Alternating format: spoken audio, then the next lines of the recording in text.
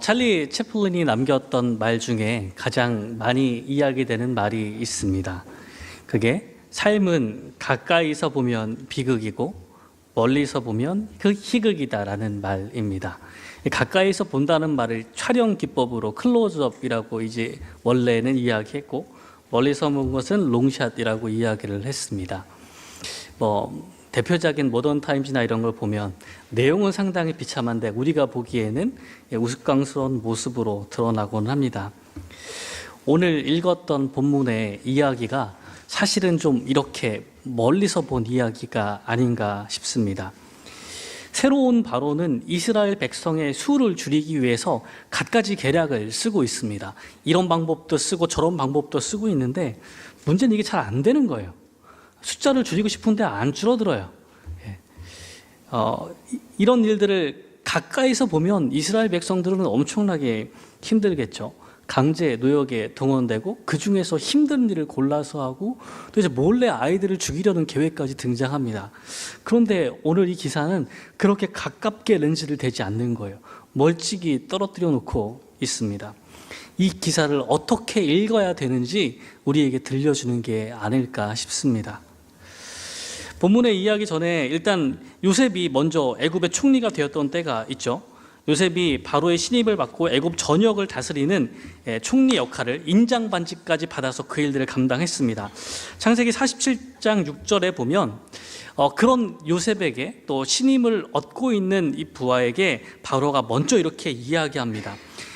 애굽 땅이 내 앞에 있으니 땅의 좋은 곳에 내 아버지와 내 형들이 거주하게 하되 그들이 고센 땅에 거주하게 하고 그들 중에 능력 있는 자가 있거든 그들로 내 가축을 관리하게 하라. 요셉이 이 명령을 듣고 나서 47장 11절에 보면 실제로 그의 아버지와 그의 형들에게 거주할 것을 주되 애굽의 좋은 땅 라암셋을 그들에게 주어 소유로 삼게 하고, 땅을 정말로 준 거예요. 고센 땅이죠. 라암셋은 좀 뒤에 나오는 성이니까 이름이 좀 땡겨져 있습니다. 그리고 27절에 보면 이스라엘 족속이 애굽 땅 고센 땅에 거주하고요.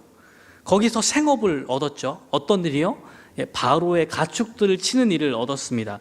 그리고 어떻게 돼요? 생육하고 번성하게 되는 겁니다. 고센 땅이 나일강 삼각주 지역에 있는 땅이거든요. 거기서 폭발적으로 인구가 증가하기 시작을 하는 거예요. 좋은 땅에 또 완전하게 자기에게 맡겨진 일들, 애굽 사람들이 목축을 그렇게 좋아하지 않았대요. 부정적으로 생각하는 직업 중에 하나라서 옳거니하고 지금 여기에 맡겨놓은 상태가 되었습니다. 본문은 이스라엘 자손이 급격하게 숫자가 증가하고 있다는 것을 7절에서 동사 4개를 써서 표현해줘요. 이스라엘 자손은 생육하고 불어나 번성하고 매우 강하여 결과적으로는 온 땅에 가득한 일이 벌어지게 됩니다. 이게 누구를 향한 약속의 성취예요?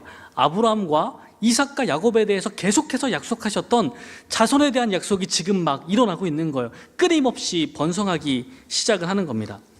그런데 상황이 조금 변했어요. 8절에 보면 요셉을 알지 못하는 새 왕이 일어나 애굽을 다스린다 이야기합니다. 원래 왕의 제일 중요한 덕목은 역사예요. 앞에서 무슨 일이 어떻게 벌어졌는가를 잘 알고 있어야 되는 겁니다. 요셉을 알지 못하는 새 왕. 근데 요셉이 어마어마한 일을 해냈거든요. 물론 흉년을 지나가게 한 것도 어마어마한 일인데 요셉의 더 장기적인 영향은 뭐냐면 애굽의 토지를 뒤바꿔놔요. 이때 대부분의 사람들의 땅을 다 사버렸기 때문에 토지가 국유화되고 거기서 세금을 엄청나게 걷기 시작합니다. 요셉이 만들어 놓은 일이거든요.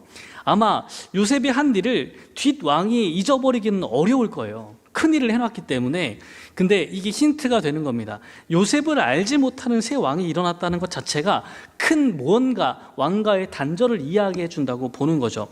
10절에 보면 이 바로가 걱정하는 게 뭐냐면 이스라엘 백성의 수가 더 많게 되면 전쟁이 일어날 때 우리 대적과 합하여 우리와 싸우고 이 땅에서 나갈까 하노라라고 걱정을 하기 시작합니다. 그러니까 뭘 걱정하냐면 우리와 전쟁하고 있는 저 북쪽에 되게 메소포타미아 세력이 강해지면 전쟁을 하게 되는데 그쪽과 합해서 싸우고 이 땅에서 나갈까가 두려운 거예요.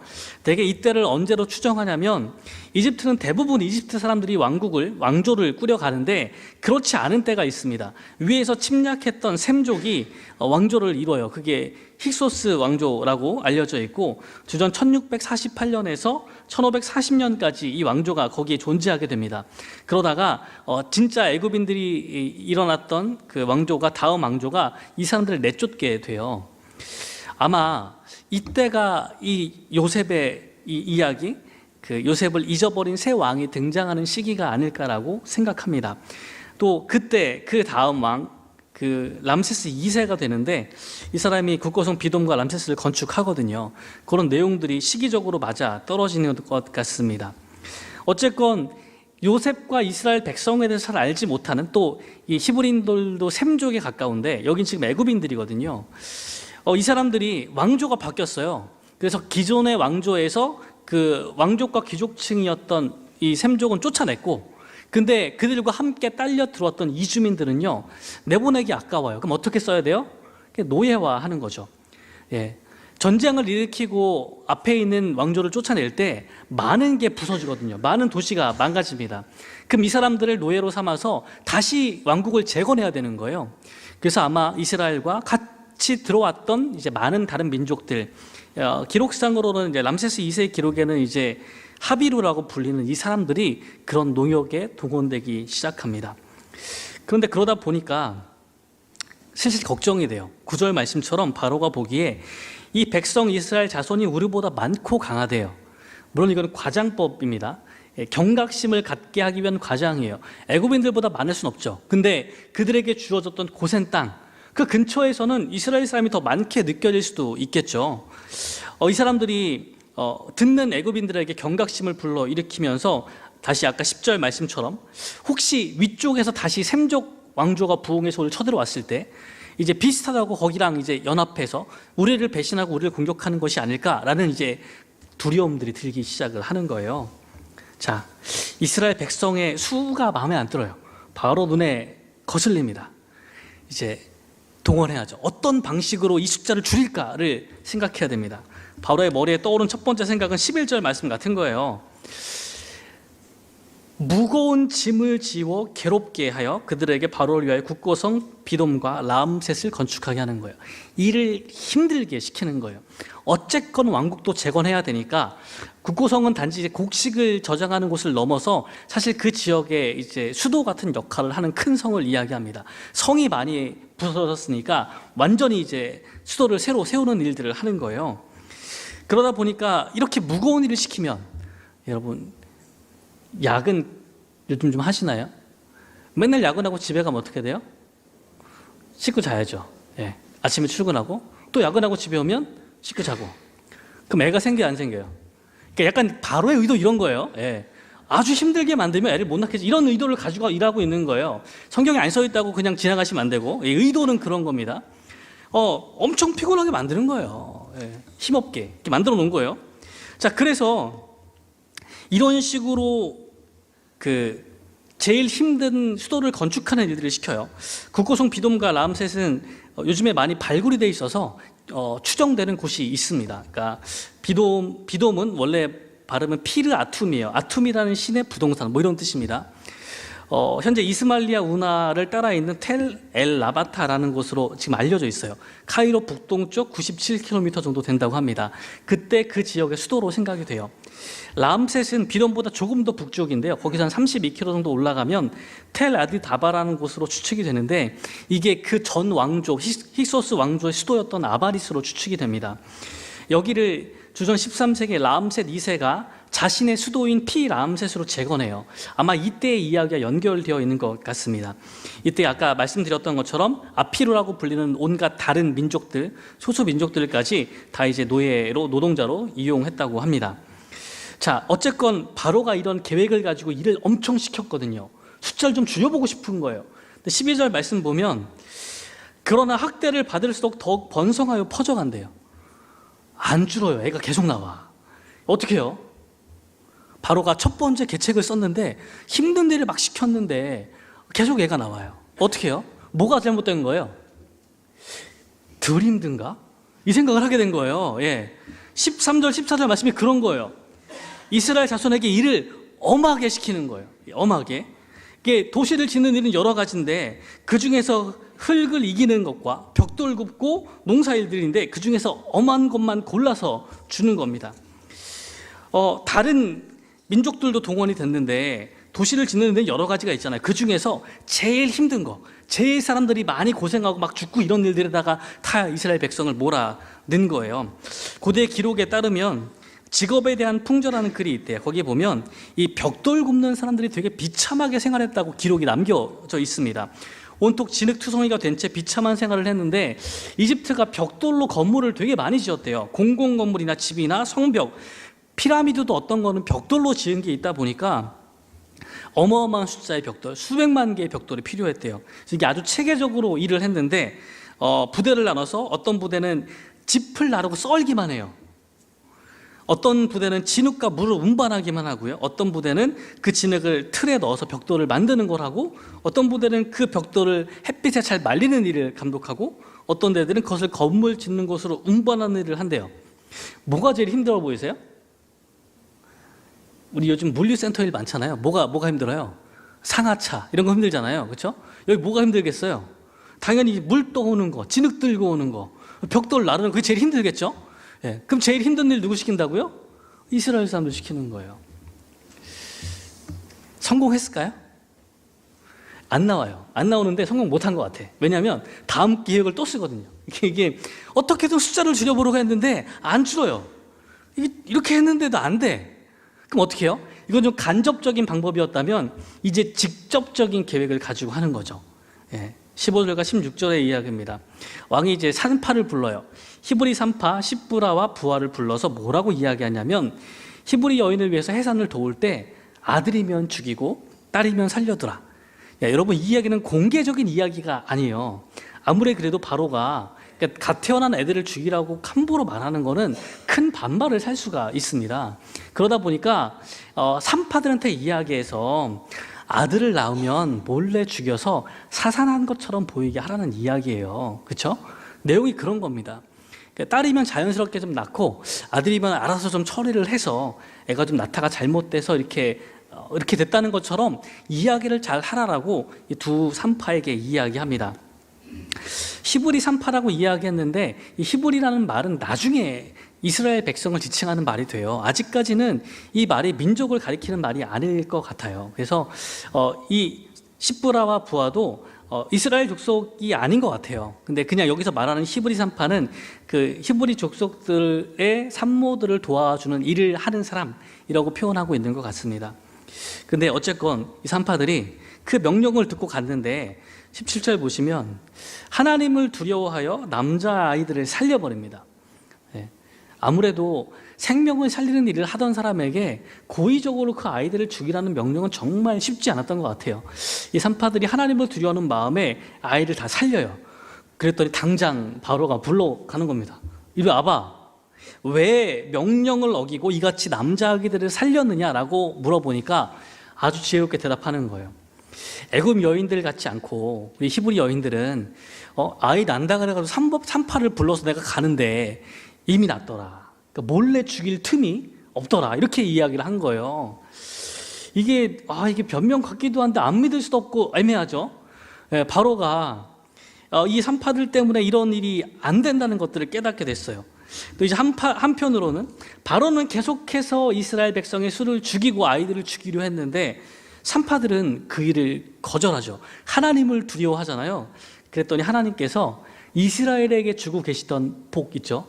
끊임없이 번성하는 복이 이 산파의 민족과 가정이 흘러가 버립니다. 20절과 21절 말씀입니다. 하나님께서 그 산파들에게 은혜를 베푸시니 백성은 번성하고 매우 강해지니라. 이스라엘 백성이 아닐 수도 있다고 말씀드렸어요. 그 산파들은 하나님을 경외하였으므로 하나님이 그들의 집안을 흥왕하게 하신 거예요. 하나님을 경외하는 자에게 복을 그 사이에 또 내려주고 계시는 거죠. 바로가 간접적으로 좀 자기의 명성이 덜 깎이게 산파를 시켰는데 안 됐어요. 직접적으로 아이를 죽이는 거는 좀 바로의 명성을 좀 떨어뜨립니다. 왜냐하면 좀 잔혹한 명령을 내린 바로가 되기도 하고, 생각해 보세요. 우리 노예거든요. 우리가 부리는 사람들인데 얼마나 그 관리가 안 되면 그것도 관리를 못해갖고 애를 죽여야 돼? 라는 평가가 뒤에 찾아오는 거예요. 아무리 식민지가 많고 노예가 많아도 잘 관리하면 바로의 업적이 되는데 그렇게 이야기한 바로가 참 드물지 않을까요? 그래서 그런 것 때문에 직접적인 명령을 아꼈는데 이 산파마저도 안 되는 거예요. 그러니까 어쩔 수 없이 오늘 22절에 잔혹한 명령을 직접 내립니다. 모든 백성에게 명령하여 이르되 아들이 태어나거든 너희는 그를 나일강에 던지고 딸이거든 살려두라, 이렇게 이야기하게 됩니다. 체면도 다 내팽개치고 이야기한 거예요. 부끄러운 명령을 내린 겁니다. 오늘 마지막에 여기까지 읽었는데 이게 성공할까요, 실패할까요? 실패한 것 같아요. 뒤에 자세한 이야기 다시 안 나오지만 이게 실패되는 이야기 하나를 들려주는 거예요. 예. 히브리 사람들이 남자아이를 낳네요. 그럼 일단 어떻게 해요? 나일강에 막 던질까요? 그럴 리가요. 일단 숨겨서 키우겠죠. 언제까지? 더 이상 숨길 수 없을 때까지. 막 머리도 길러보고 다 했을 거예요. 못 숨길 때까지 키웠어요. 그 다음에 어떻게 하겠어요? 예. 오늘 그 다음 나오는 얘기가 모세 얘기예요. 키울 때까지 키웠는데 이제 안 되겠어요. 그럼 어떻게 해요? 나일강에 던지래매요. 그래서 모세를 냅다 던졌나요?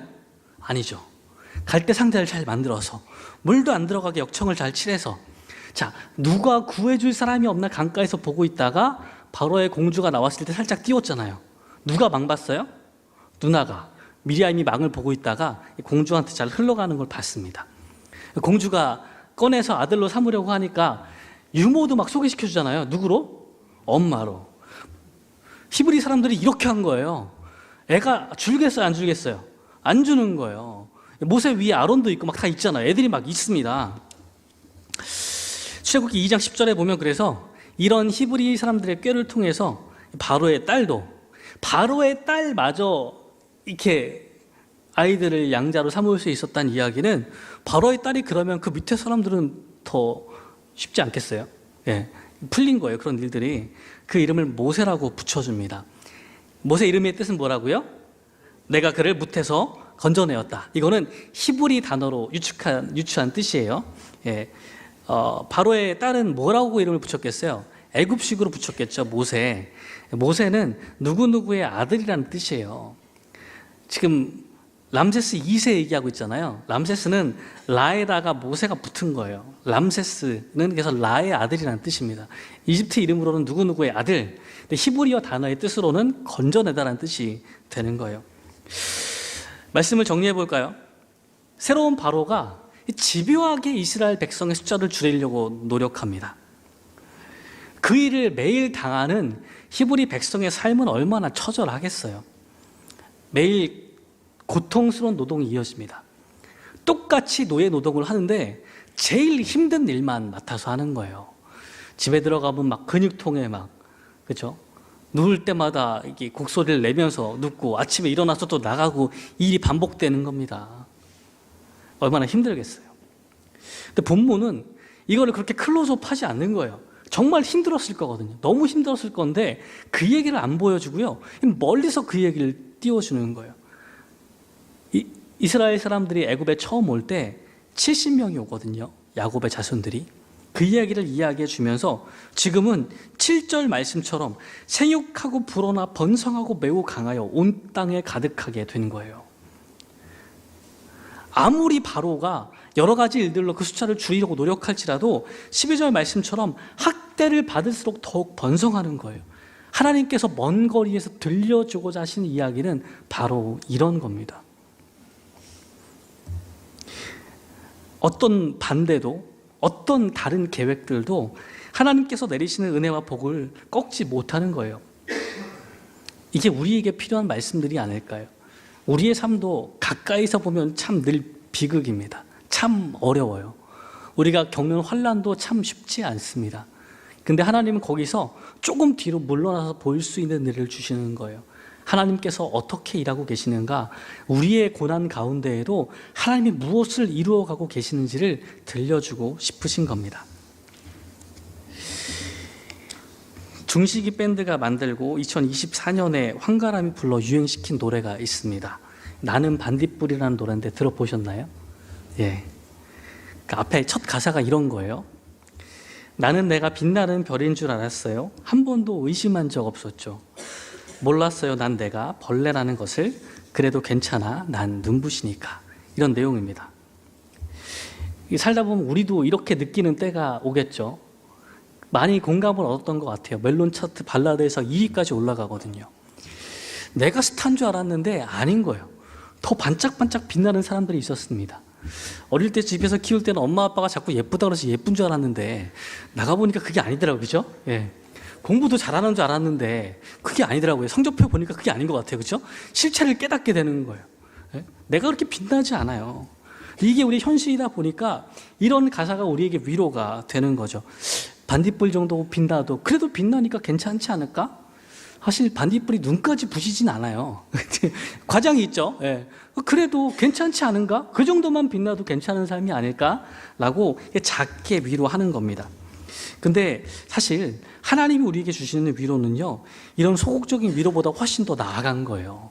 하나님은요, 우리가 그 작게 빛난다 이야기하지 않으시고 우리를 통해서 계획하신 하나님의 큰 계획이 계속 일어나고 있다고 말씀하세요. 작은 일을 한다고 말씀하시지 않아요. 작아도 괜찮다고 말씀하시는 게 아니라 우리를 통해서 하나님께서 큰 일을 하고 계신다고 말씀하시는 거예요. 조금 다른 위로입니다. 예. 그냥 할 수 없기 때문에 작은 것에 만족하는 삶이 아닌 하나님은 그 이상을 말씀해 주려고 하십니다. 오늘 청년주일로 지키고 있는데요, 청년들 삶이 좀 쉽지가 않아요. 벌써 한 10년 전쯤에 2030 세계가 포기한 것들을 통계로 조사를 했어요. 이때쯤에 7포 세대라는 말이 등장했습니다. 표를 보여주시면 잡코리아에서 조사했어요. 2030 세대한테 포기를 생각해 본 게 있는지 물어보면서 체크를 하게 했는데 1번이 결혼입니다. 2번 출산, 3번 내 집 마련, 4번 꿈, 5번 희망 직업, 그 다음 인간관계, 연애, 이렇게 순서가 돼 있어요. 남녀 순서가 좀 달라요. 남자의 1번 포기는 결혼이에요. 46.34%가 결혼을 포기하려고 생각했대요. 두 번째는 꿈, 세 번째는 내 집 마련, 네 번째 출산입니다. 아이 안 갖는 것이 한 네 번째 되는 거예요. 여자의 순서가 달라요. 1번이 출산입니다. 애를 안 갖겠다는 거예요. 그게 순서가 33.18%예요. 그 다음에 결혼, 내 집 마련, 희망 직업, 이런 것들을 포기하려고 다 생각을 해봤다는 거예요. 이게 청년들이 겪고 있던 일인데 10년간 좀 바뀌었을까요? 최근 통계도 있습니다. 어제자 국가 통계 포털 발표에 따르면 청년층 고용률이 지난해 5월 이후 12개월 연속 하락하고 있대요. 경제활동 참가율, 고용률, 실업률이 함께 내려가면 신규 채용을 안 하는 거라는데 지금 현상이 신규 채용은 줄고 실업은 늘어나고 있대요. 이 상태에서 우리 청년들이 취업해야 되거든요. 암담하죠. 이런 상황들이 벌어지면 아까 얘기했죠. 희망 직업 포기한다고요. 내 집 마련 포기한다고요. 이게 우리에게 벌어지고 있는 일들이에요. 아니, 이스라엘 사람들은 그렇게 박해도 받고도 애도 잘 낳더만 우리는 결혼도 안 하고 애도 안 낳고 지금 상황이 좀 옛날과 다르지 않아요? 뭐가 우리에게 필요한 거예요? 우리 앞에 있는 현실은 여전히 절망적인데 물러나서 하나님의 일들을 볼 수 있는 그런 믿음이 좀 필요합니다. 현실은 계속 힘들 거예요. 가까이 다가가서 보면 볼수록, 뜯어보면 뜯어볼수록 여전히 어렵다고 생각합니다. 그런데 우리에게는 하나님의 계획이 있습니다. 우리가 그런 일들 가운데에도 사람의 어떤 계획도 꺾을 수 없는 하나님의 계획들이 있습니다. 아이를 가지지 못할 만큼 계속 힘든 것이 아니라 언젠가는 하나님께서 돌려놓으실 더 큰 기대가 이 아이들을 통해 벌어질 거라고 믿는 거예요. 우리는 우리 아이들에게 큰 희망을 걸고 있는 교회잖아요. 목양 제자들을 길러내는 일을 너무나 기쁘게 생각하는 교회잖아요. 우리가 성도 여러분, 아이들을 많이 가집시다라고 이야기하는 건 너무 비현실적이라서 삶을 잘 몰라서 그렇게 이야기하는 게 아니에요. 그 아이들을 통해서 이루신 하나님의 일들이 있기 때문에, 기대하기 때문에 그렇게 권면하는 겁니다. 살아가는 가임기의 성도 여러분, 꿈을 가지고 살아가는 삶은 팍팍하죠. 내 집 마련도 못하고 삶은 너무 팍팍한데 하나님이 주시는 꿈으로 아이들을 볼 수 있는 게 정말 우리의 꿈 됐으면 참 좋겠습니다. 저도 사실 이런 말을 하는 목사님들이 되게 책임감 없어 보였거든요. 근데 성경을 보니까 우리는 좀 그렇지만, 우리는 믿음이 좀 부족하지만 하나님이 일하시잖아요. 성경에서 이렇게 말씀하시더라고요. 열왕기하 말씀도 그렇고 이사야 말씀도 그런데 하나님의 열심히, 여호와의 열심히 이 일을 이루시리라라고 이야기합니다. 만군의 여호와의 열심히 이를 이루신대요. 우리를 향한 하나님의 계획이 있는데 그게 다 내 능력으로 되는 거는 아닐 거예요. 우리 아이들을 향한 하나님의 계획은 내 능력으로 되는 게 아니에요. 부모가 다 해줄 수 있기 때문에 되는 게 아닌 거예요. 하나님의 열심히 이루시는 겁니다. 그 믿음이 없이는 우리가 그 일들을 감당할 수가 없습니다. 여러분 좀 희망을 가지면 어떨까요? 집에 있는 우리 자녀들 자꾸 등 때리지 마시고 너 왜 안 나가냐, 결혼은 언제 하냐, 이런 거 하지 마시고 하나님의 열심히 이루어지는 때가 찾아옵니다. 부모가 할 수 없는 일들이 많죠. 해주지 못해서 미안한 일들도 많습니다. 감당하지 못할 것 좀 답답한 일들도 참 많아요. 그러나 그럼에도 불구하고 하나님께서 예비하신 일들이 꼭 이루어질 겁니다. 하나님께서 그 아이들을 통해서 놀라운 일들을 일으키실 것을 기대합니다. 삶이 힘들지만 우리를 좀 멀리서 보게 하시는 하나님의 은혜를 함께 경험했으면 좋겠습니다. 하나님은요, 각 사람을 향해서 이미 오래전부터, 태어나기 전부터, 창세전부터 놀라운 일들을 계획하시고 그 길을 이루어 나가고 계세요. 하나님의 열심으로 이루어 나가고 계십니다. 누구도 그 일들을 막아낼 수 없습니다. 우리를 향한 계획과 사랑하는 자녀들을 향한 계획들을 믿고 그 일들 가운데 하나님을 신뢰하고 이 어려움들 가운데에서 굳건하게 서는 저와 여러분들이 되기를 주님의 이름으로 축원합니다. 기도하겠습니다. 하나님, 삶의 문제와 어려움들이 닥쳐 있을 때에 우리는 너무 자세하게 그것들을 따져봅니다. 뜯어봅니다. 그러고 나면 할 수 없는 게 너무 많습니다. 하나님, 우리의 삶의 현장과 이 어려움과 고난 가운데에서 조금 떨어질 수 있는 지혜를 허락하여 주시옵소서. 우리 삶을 향한 하나님의 계획과 사랑하는 자녀들을 향한 하나님의 꿈을 다시금 바라볼 수 있도록 인도하여 주셔서 그 일을 내 힘으로 이루는 것이 아니라, 내가 가진 능력으로만 이루는 것이 아니라 하나님의 열심히 이루어 가신다는 것을 다시 한번 신뢰할 수 있도록 인도하여 주시옵소서. 주님, 나를 향한 계획을 내가 다 알지 못합니다. 사랑하는 자녀를 향한 꿈들을 주님, 저는 다 알지 못합니다. 주님께서 그 일들을 심어 놓으셨고 열매 맺게 하실 것이오니 하나님, 그 일들을 꿈꾸며 지금 이 시기를 견뎌낼 수 있도록 도와주시옵소서. 사람들이 말하는 절망 가운데 휩싸이지 않도록 인도하여 주시고 하나님의 열심과 하나님의 일하심을 믿고 끝까지 그 일들을 견뎌내는 그런 믿음의 사람들 될 수 있도록 인도하여 주시옵소서. 감사드리며 모든 말씀 예수님의 이름으로 기도드립니다. 아멘.